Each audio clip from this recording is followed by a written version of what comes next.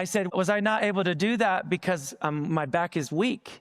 And he firmly said, no, it's because you're in pain. It's because you're in pain. And honestly, it was like God said it to me. It was like God said, son, sometimes what looks like weakness is actually pain. My attempt wasn't poor because I was lazy or because I was weak or because I just wasn't trying hard enough. I was limited because I was hurting. This is the Taking the Land podcast.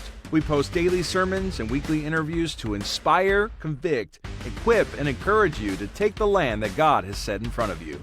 Today is Next Gen Friday. We are so excited about the deep bench of preachers and men of God rising up in our fellowship. You might not have heard from these preachers outside of a farewell service, but God is developing another generation of pastors on fire for God. The premium version of this episode is released before you wake up each morning and does not include any interruptions or ads. Check the show notes to find out how to subscribe to the premium version of the Taking the Land podcast. Enjoy the Next Gen Friday on the Taking the Land podcast. I want to preach a message this morning called Isaac and the Roman Chair. And we're going to look at Genesis 22. And I wanted to start with a little story. This happened to me in my life, and this sermon came out of this experience. But I'm recovering from a back injury. I'll talk about the nature of the injury a little bit later.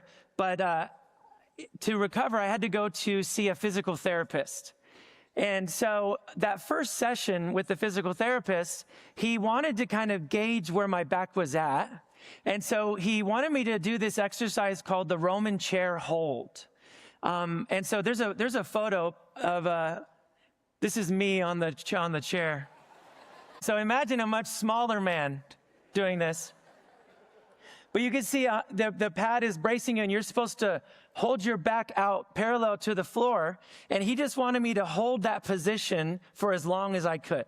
So he's got a stopwatch, and he's timing me. And, I'm holding it, and I'm holding it, and I'm holding it. And then I give out at about 55 seconds. And the therapist, really quickly, looks down, and he goes, oh, man. He says, most people can do that for 2 minutes. And I was like, oh no, I'm weak. I don't want to be weak. I'm a man. I'm a strong man. I work out. I don't want to be weak, so I'm kind of starting to spiral. I'm like, oh no, I'm weak. And then, and so I just asked him, I said, was I not able to do that because my back is weak? And he firmly said, no, it's because you're in pain. It's because you're in pain. And honestly, it was like God said it to me. It was like God said, son, sometimes what looks like weakness is actually pain. My attempt wasn't poor because I was lazy or because I was weak or because I just wasn't trying hard enough. I was limited because I was hurting. And I think it's kind of crazy for me to think about how it was hard for me to get halfway to where a normal, healthy person can get because there was pain. And that hit me pretty hard because I've been thinking about Isaac a lot lately. Isaac's life, the son of Abraham, his life always seemed quiet to me. When I was growing up, I grew up in church. I see Isaac's life, and I've always kind of why didn't Isaac reach the same heights that Abraham did? He has this wonderful father. Why didn't his life look a little bit greater? But his life always seemed a little less dramatic, less accomplished. But maybe I misunderstood him, and maybe I misjudged him a little bit, because I think some offerings hurt more than others. And I know God knows that. And I know that God can measure that. And he measures differently than we do. So I want to look at Genesis 22 with you, and we're going to start in verse 1. It says, sometime later, God tested Abraham's faith. Abraham, God called. Yes, he replied, here I am. Take your son, your only son, yes, Isaac, whom you love so much, and go to the land of Moriah. Go and sacrifice him as a burnt offering on one of the mountains, which I will show you." And so the next morning, Abraham takes 2 of his servants with his son Isaac, and they leave so that Abraham can go offer his son to God. And so in verse 5, they arrive, and it says, "Stay here with the donkey," Abraham told the 2 servants. "The boy and I will travel a little further. We will worship there, and then we will come right back." So Abraham placed the wood for the burnt offering on Isaac's shoulders, while he himself carried the fire and the knife. As the 2 of them walked on together, Isaac turned to Abraham and said, "Father?" "Yes, my son," Abraham replied. "We have the fire and the wood," the boy said, "but where is the sheep for the burnt offering?" "God will provide a sheep for the burnt offering, my son," Abraham answered, and they both walked on together. When they arrived at the place where God had told him to go, Abraham built an altar and arranged the wood on it. Then he tied his son Isaac and laid him on the altar on top of the wood. And Abraham picked up the knife to kill his son as a sacrifice. At that moment, the angel of the Lord called to him from heaven, "Abraham, Abraham." "Yes," Abraham replied, "here I am." "Don't lay a hand on the boy," the angel said. "Do not hurt him in any way, for now I know that you truly fear God. You have not withheld from me even your son, your only son." So Isaac and the Roman chair. I want to start with Isaac's life interpreted through sacrifice. Isaac, the son of Abraham, was a genuinely good man. I really like Isaac. I like his story a lot. I really love it how Isaac redug the wells of his father. I think there was something deeply spiritual going on when he did that. And I relate to it because I pastor a church that my dad pastored. And so I'm in the same area, same church. And so I feel that I've had to redig some wells. And so I really admire Isaac. I feel like God has helped me through his story. But again, I've always wondered about Isaac. Why didn't he accomplish as much as his father? Because Abraham is this enormous figure in the faith. Abraham is this incredible man. He's genuinely righteous. He's obedient. He's powerful. He's generous. He's the father of our faith. He had stunning encounters with God. Incredible conversations with God that were intimate and deeply personal. And you would think that Isaac would build on that and have similar experiences at the very least, but he really didn't. He didn't have the experiences of his father or of his son Jacob. Jacob also had incredible encounters with God. Jacob wrestled with God. Jacob had a vision of heaven opening. He saw angels ascending and descending. Jacob was the father of the 12 tribes. He was the man who gave Israel its name. God called Jacob Israel, and the people were called that after him. So when you read Abraham, Isaac, and Jacob, it's almost like Isaac doesn't fit. It's almost like there's a Abraham, Isaac, and Jacob, because it wasn't the same. And listen, it's not just me. In Jewish tradition, they call Isaac the passive patriarch. They mean it as an honor, referring to his interiority and his spiritual strength, but it doesn't sound like a compliment. But then I realized getting tied up, getting put on an altar, and then having your dad pull a knife to kill you is the kind of thing that will mess you up. I told that to Pastor Josh Scribner, and he was like, "You think?" Like, yeah. That'll leave some psychological marks. You know, that's not something you just get over. And then I realized that's why Isaac's life looks different. That's why Isaac's life looks a little more like 55 seconds on the Roman chair. Thank you for listening to the Taking the Land podcast. If you made it to this point, that means you're probably hungry for more sermons. Please check out the premium Taking the Land podcast, link in the show notes. For only $3 a month, you'll get interruption and ad-free listening experience, early releases to start your day right, Sermons will appear in your feed by 6 a.m. in the U.S. Full versions of Testimony Tuesday, access to the premium subscription WhatsApp group. Finally, the best reason to subscribe. All proceeds go to World Evangelism. We don't take a dime.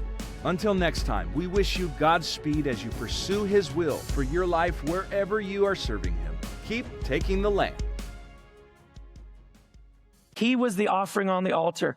And to me, it puts his achievements into a totally different light. And I want to say that sometimes God calls us to things that are not flashy, they're not exciting, and yet they're still enormously costly. And they're enormously painful. And you might be wondering, well, if God commanded Abraham to offer Isaac, how could it have been traumatic? I just have to remind you that God's commands do not magically erase all the pain that comes with obeying those commands in a fallen world. A missionary might be called by God to go to a place where Christians are violently persecuted. The call is good. God is good, but the pain and suffering are real. They don't magically just disappear because God sent you. And in the same way, Abraham and Isaac's obedience did not become painless just because it was commanded by God. The Bible never teaches painless obedience, but it does teach us that God will be with us in the pain. So think about how this offering would have hurt. Verse 2 of our text, God says to Abraham, take your son, your only son. Yes, Isaac, whom you love so much. Like, we're really clear on who this guy is that you're about to kill. And go to the land of Moriah, go and sacrifice him as a burnt offering. That was a painful offering for both men. God called Abraham to give his son as a sacrifice. And then Isaac willingly participated. He went along with it. Because Abraham was ancient by this time. Abraham was like 140 years old. Isaac didn't have to go along with this. Isaac could have fought him off. Isaac could have jogged lightly to get away. Abraham's like, come back here. I gotta kill you. So Isaac goes along with it. He lets his dad bind him. He lets his dad put him on the altar. He willingly participated in this offering. That's an incredibly costly offering. That's a shocking offering to be asked to give. That someone says, you are going to die for my relationship with God. And he has to do it. And you know, maybe you've been called to give a painful offering. Maybe you know exactly how Isaac feels. That you had to give something that you thought, why would anyone ask me to give this? How could I possibly be expected to give this offering? Faithfulness always comes at a cost, but we know when it hurts more. Maybe you're a spouse that had to forgive their partner after a moral failure. That offering hurts. Maybe you had to forgive someone who was supposed to cover you, a pastor or a parent or a leader, someone who was supposed to be there for you. You had to forgive them. That hurts. Maybe you accepted a difficult assignment. You went to a city that you didn't want to go to, or you took a church you didn't want, or something like that, but it was hard. That offering hurts. If you can give those offerings and continue to serve and love as Isaac did, that's a precious gift. That's an enormous gift. And God doesn't take that lightly. Verse 6 really stood out to me because it says, so Abraham placed the wood for the burnt offering on Isaac's shoulders. Isaac is doing the heavy lifting here. It's on him to make this work. It requires his participation. And just like Jesus carrying the wooden cross, Isaac carried the wood for his own sacrifice. And listen to me, that act is the act that Hebrew tradition honors Isaac for. The greatest thing that Isaac ever did in their minds was that he willingly allowed himself to be given as an offering.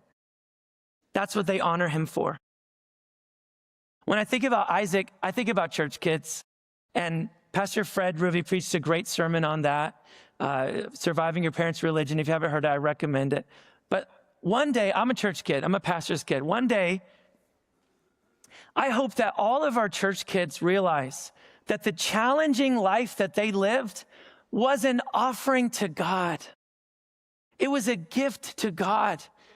And we shouldn't think, well, my parents did this to me, or my church did this to me, or I had to do this because of my church or whatever, or I had to do it. No, we shouldn't do that. Instead, we should think, I gave an offering. I made an offering for the Lord, my God, who is worthy of every gift. And I could give him more and more, and never could I pay him back for what he's done for me. So it's not someone took something from me. It's I made an offering. And I believe that it was witnessed by God with great affection and great pleasure, and it was received by him as precious. But this is not just about church kids. This is about any saint who has given a painful offering. You've given a demanding offering. Don't look back on your life and say, someone took something from me. Don't do that. No, say, I was a willing offering. I gave an Isaac offering. And Isaac shows us how to heal. Consider your pain an offering to God. Maybe all of us will have to give an offering in pain at some point. Will you give it freely out like Isaac did? Or will you be like Ishmael and just decide to attack the people of God for the rest of your life? Because something was taken from you, and so now you're just going to wage war on the people of God. People that are just doing their best. People are just trying to live for Jesus. You're just going to wage war. Every chance you get, you're going to badmouth them and talk about how they messed you up.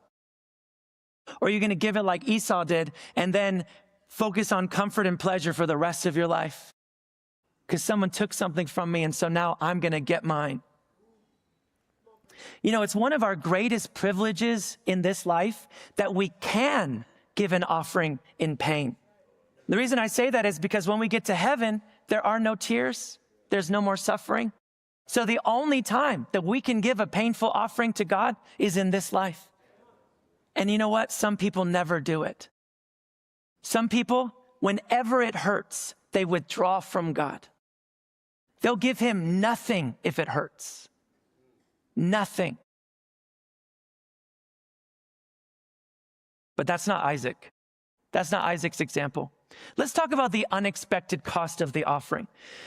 There are always costs that we don't foresee. One of them is unanswered questions.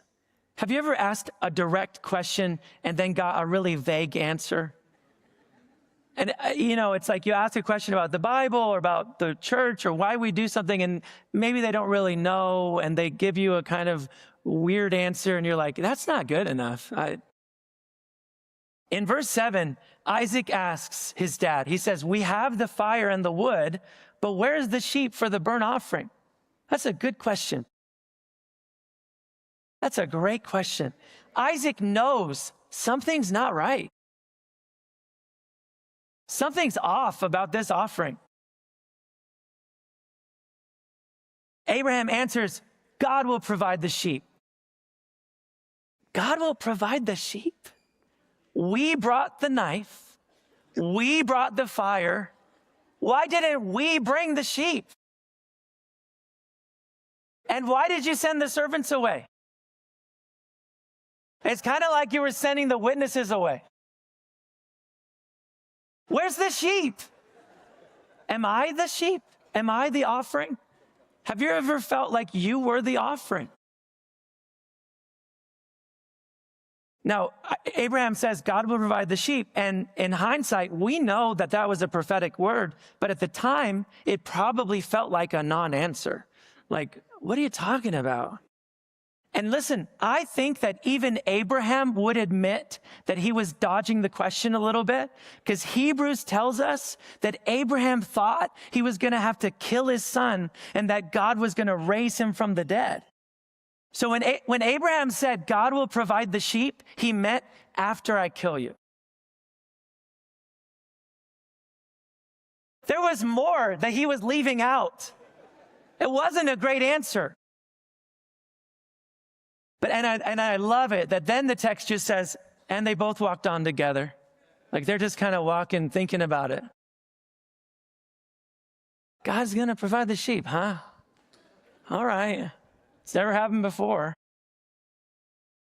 But maybe you relate to that. Maybe you've asked a direct question. Maybe you've asked something like, why would God ask this from me? Why would anyone ask this from me? Or why did God allow this? Why did God let this happen?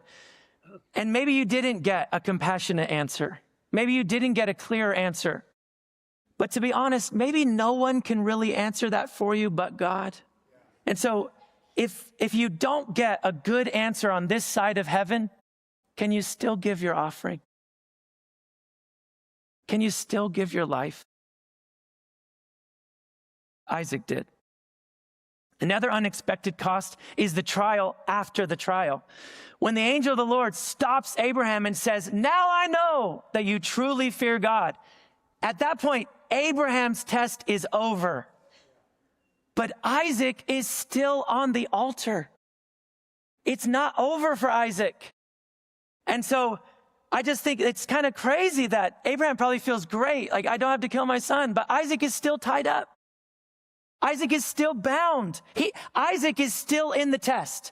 Abraham's test is over. Isaac's test is still going on. And I was thinking about how Abraham probably felt this release, like, oh, thank God. But Isaac doesn't feel that yet. And I think that God wanted me to tell you that as leaders, we might move past a situation faster than our people. They're not bad. They're not immature. Their experience is just different than ours. And there might be some lingering issues that you've got to help them work through. They might still be bound a little. And they might need you to help them. They might need you to untie them. You have to figure out what's still troubling them from what they just went through. You know, we can have very different experiences on the same mountain. You feel great. They're still bound. You might descend the mountain with elation. Thank God I didn't have to murder somebody. Someone else is just trying to wrap their heads around what just happened. You were going to kill me? Your test might be over, but they might still be struggling with some financial difficulties from their step of faith. Your test might be over, but their body might still carry some of the scars from the mission field. Your test might be over, but their mind is still sorting through the questions they never had before. And you got to untie them. And it reminds me of Lazarus. Jesus does this miracle. Lazarus, come forth. Lazarus comes back from the dead, but he comes out he's wrapped in grave clothes. And Jesus says, go untie him. He sends the body to go minister to this brother. But sometimes I think people look at Lazarus, they look at Isaac and they go, why aren't you happy? It worked out. But they're still in grave clothes. They're still bound. And they need you to help them. Why aren't you happy, Lazarus? Because I can't talk. I'm covered. Pastor Tom Connors Jr., he's got a great name. He sounds like an FBI agent. His name strikes fear in our hearts. He preached on Sunday night. It was great message on the invisible patient. And he preached from 2 Corinthians 1. And I was looking at it, and it says, 2 Corinthians 1:6, even when we are weighed down with troubles, it is for your comfort and salvation. For when we ourselves are comforted, we will certainly comfort you. Then you can patiently endure the same things we suffer. But that's the idea there is, I think God allowed me to have a little bit of pain so that he could comfort me, so that I could comfort you. And that's the idea, is we're supposed to be getting comfort from God so we can comfort others. And the goal is what Paul says here. Then you can patiently endure the same things we suffer. He's saying, you're going to go through what I'm going through, but I'm comforting you to prepare you for that. There's another unexpected cost, and it's relational struggle. Our text gives us some insight on how this event affected Isaac's relationship with his dad, because in verse 5 of our text, Abraham tells his servants, stay here with the donkey. The boy and I will travel a little further. We will worship there, and we will come right back. Oh, we're just going to come right back. But after that experience, it says in verse 19, then Abraham returned to his servants. They set off together for Beersheba, and Abraham stayed in Beersheba. There's no mention of Isaac. They didn't come down together. They didn't stroll back buddy-buddy. It sure seems like Isaac found his own way home. Now listen, I'm not saying that Isaac was bitter, because he wasn't. He was not. And that's where his strength really shines, is he's not a bitter man. He's a very, very, very good man. You never see Isaac lash out at Abraham or lash out at God. He makes no demands. He gives no protests. But listen, many people do struggle after an event like this. They're not always jolly about it, all just super happy about what they went through. But this reveals that Isaac is the example, that he was an incredibly strong man because he wasn't bitter when many others would have been. So he refused to be bitter. Another thing, another expected cost is that life piles on. You know, you might be going through a spiritual trial, and then you're also dealing with marital struggles, or your kids are struggling, or there's financial difficulty, or there's health issues. So life has a way of just piling on. And right after this event, this offering on Mount Moriah, Isaac's mom dies. Right after. In the next chapter, she's gone. And so it's like Isaac lost the one parent who could have related to him and helped him through what he just went through. She's gone. And then Isaac gets married, and in chapter 24, verse 67, it says, and Isaac was comforted after his mother's death, which implies this long period of mourning and loneliness that he was going through alone because his father really couldn't help him with it. But what I really love about Abraham is, even though Abraham knew, I can't help my son right now, Abraham sent for someone who could. Because Abraham sent for him to get a wife. Abraham took the lead in restoring. It's very important to note that Abraham initiated the marriage process and sent his servant to find a wife for his son. It's like Abraham realized, I can't help him right now, but I know God is going to help him, and I'm going to help find the way. And what I love about this is Abraham does not dismiss his son and say, look, God told me to do it, so you're just going to have to get over it. He didn't do that. Not at all. It's actually the complete opposite. Abraham made an extravagant investment in his son. He sent his servant with treasure to go get a wife. He said, we're going to find you a woman, brother. It was treasure. Listen, that wasn't just a blessing for Rebecca and her family. That was a message to his son. He was saying, I am going to help you. I'm with you.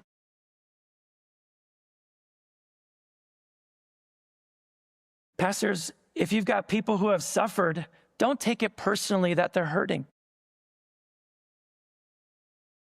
Abraham didn't take it personally. He just found a way to help.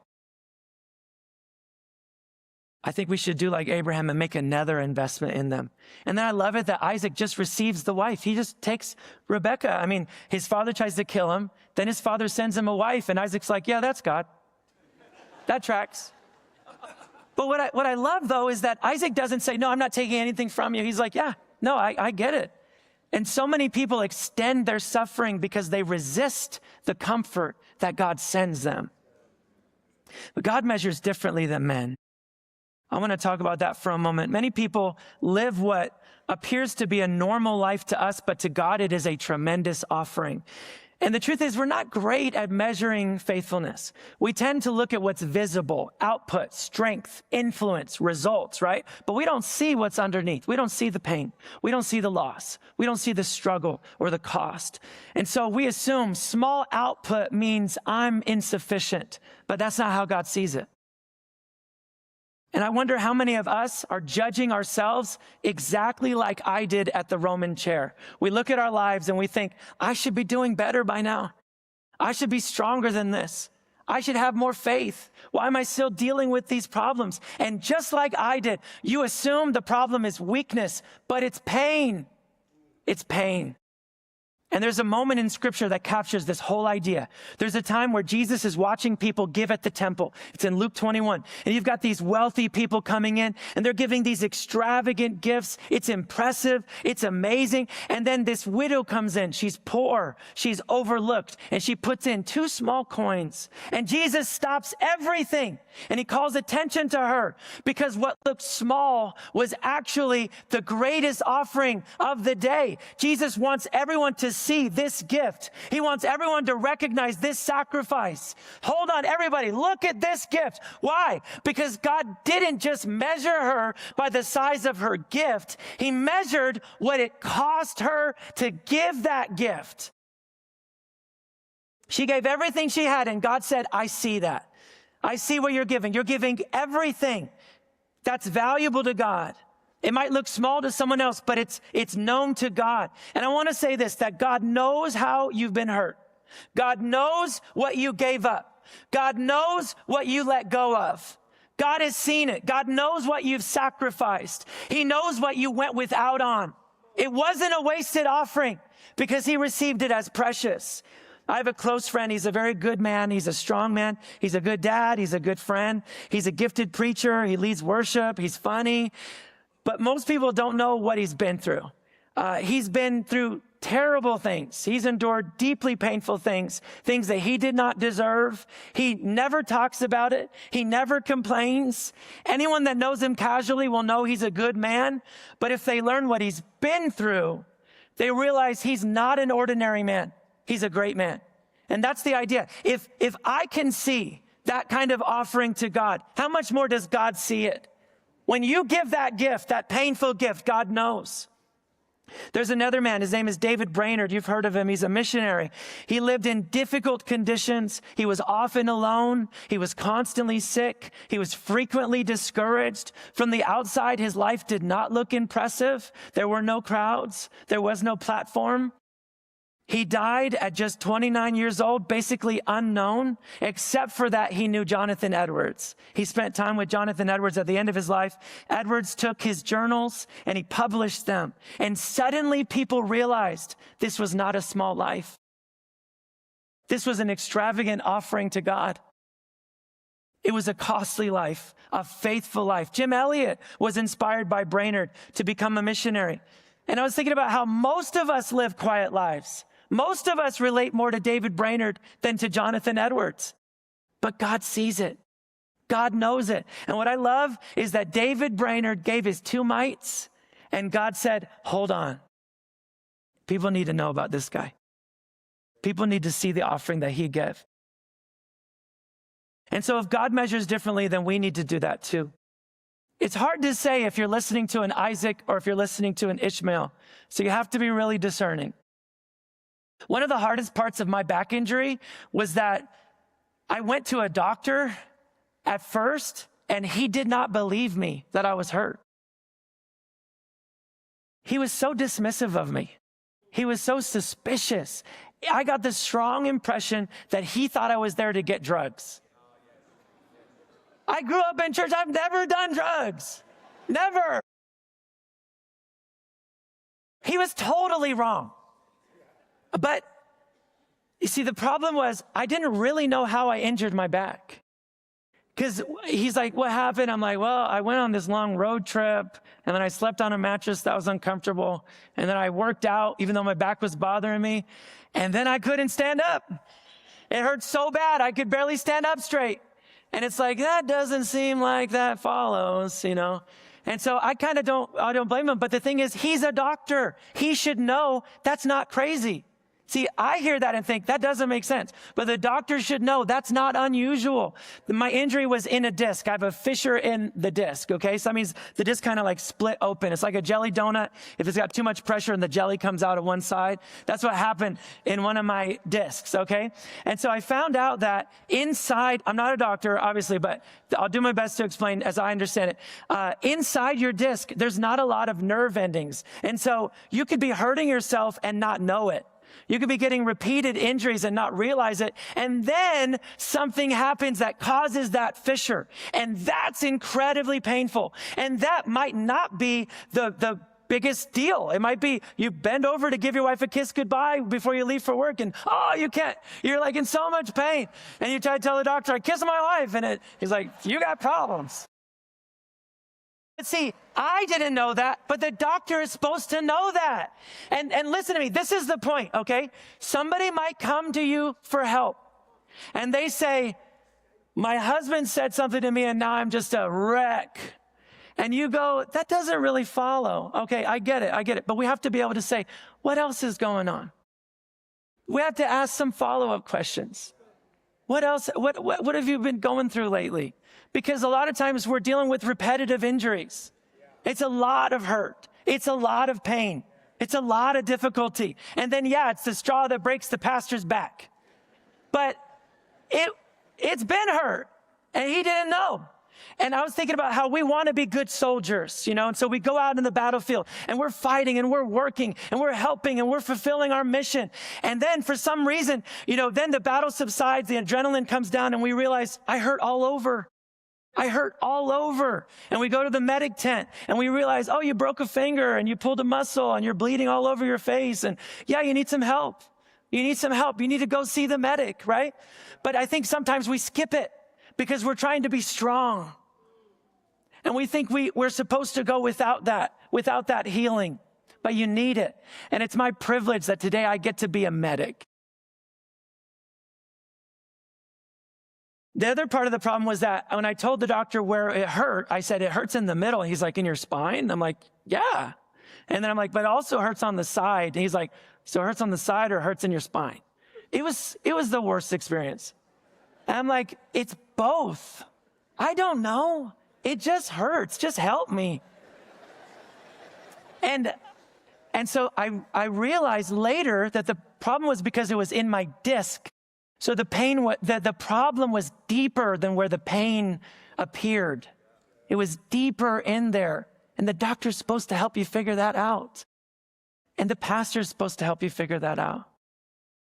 The pastor's supposed to help you work through it and say, I know there's some other things going on. Spiritually, people are like that. They can't fully explain why it hurts. Sometimes they misidentify the source of the pain. They think it's their husband. They think it's their wife. They think it's their kid. But maybe it's something else. Or sometimes they don't know what caused it, but they just know something is wrong.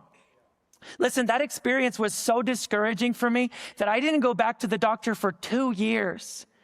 And I am certain that I made it worse because I did that, because I waited that long to go back. And pastors, if we're suspicious or dismissive of people, it might be years before they ask for help again. What's going to go wrong during that time? How are they going to make it worse? But again, it was frustrating because I'm like, I've never even done drugs. Like, I wish I was that exciting. We can't let suspicion lead in the counseling room. Discernment must, but not suspicion. And obviously, it's true that some people are unhealthy in the way they carry pain. Some people get stuck in cycles of victimhood, but they still might be hurting. And they still deserve gentleness. Because listen, not everybody wants drugs. Not everybody's looking for pity or excuses to sin. Not everybody's trying to justify their terrible decisions. Sometimes they just need help. They're not looking for drugs. Before I finally went back to the doctor, I paid for an MRI myself because I felt like I needed proof that if I go back to the doctor, I'm not going to experience that again. I'm going to have proof that my back is hurt. And I think there are people that feel exactly like that, emotionally and spiritually. They had a bad experience, maybe with a pastor, and so now they feel embarrassed, they feel vulnerable, they're confused. And when they finally open up again, they might recount every injury they've ever experienced because they're trying to prove that it hurts. They're saying, you're going to listen to me this time. It hurts for real. One of the things I learned later was that a skilled doctor could have diagnosed my back without an MRI. He could figure it out without that. I didn't need an MRI. I needed a more compassionate doctor. So we can't condemn people because they don't explain their pain perfectly. We have to help them diagnose what's really going on. And so when you look at Isaac's life through that lens, his life starts to make more sense. He was the son who was laid on the altar, who was bound, an attempted murder victim. He lost his mother right after this. He was old enough to remember Ishmael, his only brother, being sent away, his only brother cast out. Isaac was there. Isaac knew that happened. And then Isaac had to deal with the fallout of Ishmael for the rest of his life. Isaac had to fight his parents' battles the rest of his life. He didn't choose that. And so what I love about Isaac, though, is that even though all that's true, Isaac is not defined by pain. But pain may have made his faithfulness more costly. And so I realized that Isaac's life really was great. Not because he achieved incredible things, but because he willingly gave himself as an offering and he served God through pain. And what I love is that God honors Isaac over and over and over. When God refers to the fathers of faith, he doesn't just say Abraham. He doesn't just say Jacob, because God doesn't just highlight the dramatic or the extraordinary. He says Abraham, Isaac, and Jacob, because God says he fits. He belongs. He's with these guys. He's just like them. He includes Isaac fully, not as an afterthought, not as a lesser example, but as an equal, because God doesn't just measure what you do. He measures what it costs you to do it. And there's another thing about Isaac that I think is beautiful, that really confirms all of this for me. According to Jewish tradition, Isaac is associated with establishing afternoon prayer called the mincha. Abraham is connected to the morning, Jacob is connected to the night, but Isaac meets God in the middle of the day. Isaac meets God in the middle of the work. Isaac meets God in the middle of the sacrifice, when it's hurting, before it's worked out, before you see the end of how everything goes good. We're in heaven and we're celebrating. No, Isaac is right in the middle of the pain, meeting with God. That's when he teaches us to pray. While it still hurts, while it still doesn't make sense yet, that's the time to pray. That's the time to meet with God. And traditionally, the mincha, that time of prayer was around 3 p.m., or the 9th hour. Do you know what else happened at the 9th hour? That's when Jesus died on the cross. And when Jesus died, that was the best thing that could have happened to humanity, but we didn't know it yet. And the disciples thought it was the worst thing that could have happened, right? But Isaac says, that's when we pray. That's when we meet with God. And I think Jesus is giving a nod to Isaac, saying, I see you. But I think it's also a reminder that God meets people when it hurts. That God meets you before it all works out, right in the middle of the sacrifice. Not just at the beginning of the story when it's fresh and it's exciting, and not just at the end of the story when it's all resolved and it worked out perfect. Right in the middle, in the hardship, in the pain, God is there. And a life lived faithfully in the presence of pain is never overlooked by him. Isaac doesn't just teach us endurance in suffering, but also fruitfulness in it. Because Genesis 26:12 tells us something remarkable about Isaac. It says, Isaac sowed in that land and reaped in that same year 100-fold. Isaac is the only one who actually does this. In all of Scripture, Jesus mentions 100-fold. The only recorded instance is Isaac reaping 100-fold. So he's uniquely fruitful. But it's even more incredible because of the season that fruitfulness came in. Because verse 1 of this chapter tells us there was a famine in the land. So he reaped 100-fold during a famine. That's so classic Isaac. That's so cool. He's the kind of guy that believes God when it's hard, when it seems impossible. When no one else is sowing, he's sowing. When no one else is giving, he's giving. When no one else believes for a harvest, he believes for it. I love the picture of Isaac sending his sowers out into the fields in the middle of a famine. They're probably like, what are you talking about? Why would we do this? He's like, no, famines don't determine my fruitfulness. God does. And God makes me fruitful in any season. What I love about Isaacs don't quit when it's hard. They sow when others don't, which is why they reap when others don't. They keep sowing. They keep sowing in every season. I want to give you just 3 quick ideas on how to keep giving Isaac offerings through pain. Real quick. First of all, we cannot settle for pain. Pain cannot be the ruling force in our lives. God is always trying to strengthen weak places, and we have to participate in that. I could only do 55 seconds on the Roman chair at first, but you keep working at it. Now I'm only at 85 seconds. I'm not even all the way there yet, but the gains are slow, but you have to make that progress. You have to. You can't stay at 55 seconds. You got to say, no, pain is not going to rule my life. And remember that your children need you to keep fighting. If there's no Isaac, there's no Jacob. So Isaac keeps fighting so that we can have Jacob in the 12 tribes. And listen to this, it hit me that maybe when Abraham came down from the mountain and Isaac seemed to go another way, maybe Isaac stayed up there because the angel of the Lord was up there. That was Jesus. Maybe Isaac just spent some time with Jesus. And that's what we have to do. If we're struggling, if we're suffering, if we're in pain, you've got to spend time with Jesus. Secondly, healing often hurts as it helps. In rehab, I had to do all these stretches and exercises that were very uncomfortable, and sometimes they hurt a little bit. But that's not uncommon for someone who's stretching a recovering muscle. It's not damaging pain, it's restorative pain. And spiritual healing works the same way too. Forgiveness hurts. Accountability is a little uncomfortable. Confession is a little uncomfortable, but you gotta be stretched out so that you can be healed. And then the third thing is that healing has to be a lifestyle. Even now, if I stop doing my exercises and my stretches, the pain starts to come back. Because even though I'm feeling better, it's not all the way recovered. And so we've got to keep on forgiving, keep on loving, keep on confessing, keep on being vulnerable. Healing is a lifestyle. It's something we're always receiving, because you may be healed from something else and then hurt by someone else tomorrow, or hurt by something else tomorrow. So healing has to be a lifestyle of going to God and receiving from Him. I mentioned that one of my favorite things about Isaac is him redigging the wells of his father. He had been called to give a painful sacrifice, but he didn't live a dry life.